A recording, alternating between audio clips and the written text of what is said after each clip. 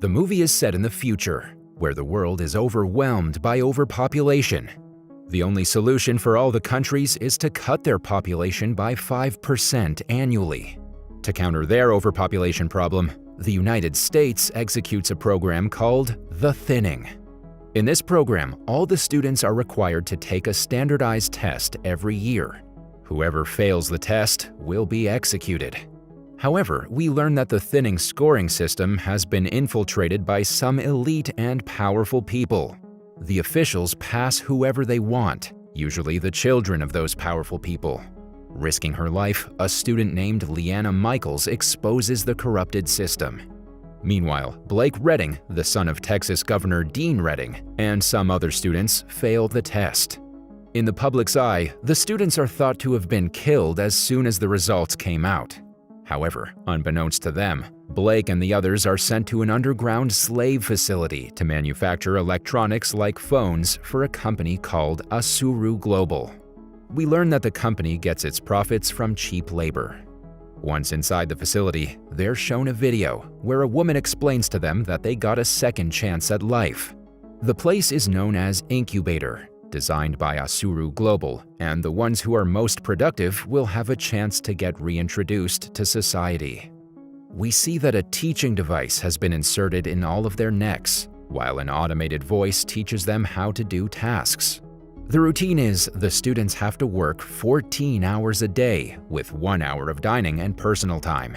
They also have curfews, during which the students have to return to their assigned units and rest. While watching the videos on screen, Blake notices his long-lost girlfriend, Elle. Soon after, he goes looking for her and finds her. The couple plan to meet later during curfew. Next, Blake and Elle meet and rekindle their relationship. They also get intimate with each other. Later that night, Blake and his friend Heather are chatting when suddenly a siren rings, alerting the whole facility. We learn that a student is attempting to commit suicide. He readies himself to jump off the top of the facility. Meanwhile, a group of boys casually encourages the student to jump off. The leader of the group is Cage. Without giving it a second thought, the student jumps off. However, the guards are quick enough to throw a net and save him. Later, we learn that the students who attempt suicide or refuse to work are sent to a restricted room, where they are injected with some kind of drug in order to incapacitate them. The next day, Cage visits Blake in his unit and tells him to stay away from Elle. She is now Cage's girlfriend. Later in the cafeteria, Ellie sits alone when she's interrupted by Cage. He greets and kisses her, but Ellie seems uncomfortable around him. Blake, not far from their table, furiously watches them. Cage and his team take off to do their duty. They're called the Worthy since they've been handpicked by the incubator to supervise other workers. When Cage leaves, Blake approaches Ellie and tries to talk with her. Fearing for his safety, she advises him not to talk with her in public. Just then, Cage's men spot Blake and ask him to go away. The latter gets mad and ensues a fight with others. Soon, Cage himself arrives and overpowers Blake. Later, Blake attempts to run away with Ellie, but they're caught by Mason King, the ex-supervisor of the thinning standardized test. He's been recently relocated to the incubator as the facility in charge. The guards take Ellie away while Blake's leg is twisted and broken by Mason. Meanwhile, in Texas, the townspeople are attending Blake's funeral as they believe he's dead after his failed test. There are also reporters who try to interview Blake's father, Governor Dean, regarding his run for the presidential elections. We also see Lina on the premises, who's been popular among the reporters after she successfully exposed the corrupt thinning test. In the next scene, we learn that the exposed foul scoring system harmed Dean's reputation. However, he and his PR team managed to put the blame on Mason King. Realizing that Mason isn't the only one to blame, an FBI named Agent Joanne Morris is investigating the incident. One day, Agent Joanne visits Lena at her home and tries to get information from her. However, Lena refuses to disclose anything. After the agent leaves, she hears a knock at the door. It's Jack, an Asuru Global security guard, who has come to give her an invitation from the Governor Dean. Next, Lena goes to visit Dean at his premises. The governor attempts to get her support for his presidential campaign to mitigate his own controversy surrounding the thinning test system. She strictly declines and leaves the premises. On her way back, Lena is greeted by Georgina, Asuru Global's CEO. We learn that Asuru Global helps the governor financially in his election campaigns. Hence, Dean and Georgina work closely together. The CEO, Georgina, suggests Lena help the governor in exchange for smuggling her siblings out of the country. The CEO adds that her siblings don't have to go through the test if Lena agrees to work for the governor. However, she still refuses. In the next scene, Jack drives Lena and her siblings back, but he goes further than their home. Lena realizes this and worriedly asks him. Just then, Jack releases a gas in the car, making all the passengers unconscious. Lena later wakes up in an abandoned construction site where Jack and some other people are standing in front of her. Among them is Ms. Cole, her sibling's school teacher. Jack reveals that he and Ms. Cole, along with others, work for an organization called The Fight, which is against the thinning system. If Dean becomes the next president, the thinning system will never come to an end. So they need Lena's help. They want her to accept the governor's offer in order to earn his trust and get close to him, with hopes that this will help them end the thinning for good. Lena agrees to help. Meanwhile, her best friend Kellen gets an internship at a TV news company. That day, he's doing research on the process of the thinning program. He discovers that no one handles the dead bodies after the execution. Later that night, Kellen goes to Lena's house and tells her about his research findings. The two curious friends go to the cemetery and begin to dig Blake's grave. Shockingly, they find the coffin empty. The scene cuts to 8 months later, 2 weeks before Election Day. Lena continues her support for the governor's campaign. In between, she also continues to provide information to Jack and Ms. Cole. However, she's fed up promoting the governor's campaign and confronts them at their meeting place, the construction site. Lena is furious that they're sitting back and doing nothing. Ms. Cole calms her down and makes her realize that all the information they need is in the Asuru Global CEO Georgina's computer.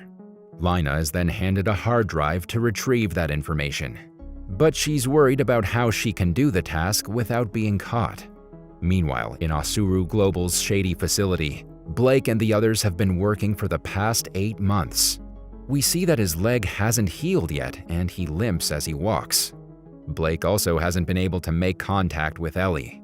Later that night, Cage and his boys sneak into Blake's living unit. They gag him and Cage repeatedly hits Blake on his injured leg while he whimpers in pain. The next day, Blake lies to the facility doctor about the incident while getting checked. Later, he tells Heather to inform Ellie to be in Cage's boxing match.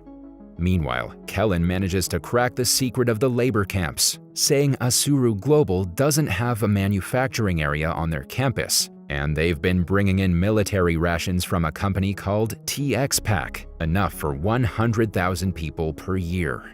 He then reports his findings to his boss, but she doesn't believe him. She wants evidence. Later, when he gets into his car, a masked man tries to suffocate him with a bag. Thankfully, Kellen manages to trigger the car alarm and scare the man away. He then rushes to Lena's home to tell her about the incident. Realizing that someone from Asuru is always listening to their conversation, Kellen explains his findings and the recent threat to Lena by writing in a notebook. Lena believes his story. She then calls FBI agent Joanne Morris and tells her about Kellen's theory. The next scene cuts to the election day. Lena leaves her siblings at Ms. Cole's and heads to the governor's premises, where Dean and his supporters are patiently waiting for the results. She arrives at the building and greets Jack. Meanwhile, back at the incubator, Cage is showcasing his boxing skills and defeating every one of his opponents. While the crowd cheers for him, Blake arrives at the scene and volunteers to duel with Cage. The crowd goes silent, and Blake tells Cage that he wants to be the leader of his group if he wins. The latter accepts the challenge. An intense fight between the two ensues, and even though Blake's leg is injured, he overpowers Cage and wins the match. After his win, Blake gathers Cage's men and tells them that none of the students from the thinning program are killed. They are brought down here for cheap labor. He also reveals that the promise to reintroduce them to society is a lie, and that they are stuck in the facility forever. Blake manages to convince them, and they decide to fight against the system. Meanwhile, Lina excuses herself to the bathroom and escapes from the window. She somehow manages to get inside the CEO Georgina's office and retrieve the needed information. In the computer, there are secret incubators video footage that shows Blake and the others. Lina is delighted to see her friends alive. She quickly transfers all the information to the hard drive. At the same time, Georgina is just about to enter the office, but Jack manages to stall her, saying that the governor is expecting her. While Lina escapes, Jack is eventually caught in the lies and taken by security forces. Lina then calls FBI agent Morris. Back at the facility, Blake and Ellie remove their GPS trackers, ready to escape. Meanwhile, Cage and his friend ensue a fight in the cafeteria, hoping to stall the guards. Soon after, other workers and guards join the fight, creating chaos. The facility in charge, Mason, joins in to intervene in the commotion.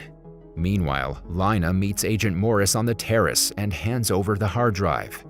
However, it turns out Morris is also corrupt and involved in Asuru Global's dirty work. The agent then holds Lina at gunpoint. However, the latter somehow manages to subdue Morris for a few seconds before jumping down into an apartment with the hard drive. Next, she visits Kellen to copy the files of the incubator from her hard drive to his computer. Kellen leaves for the office and gets in his car, which explodes when he turns it on. Sadly, he is killed during the explosion. Fearing for her life, Lina takes the drive and leaves for home.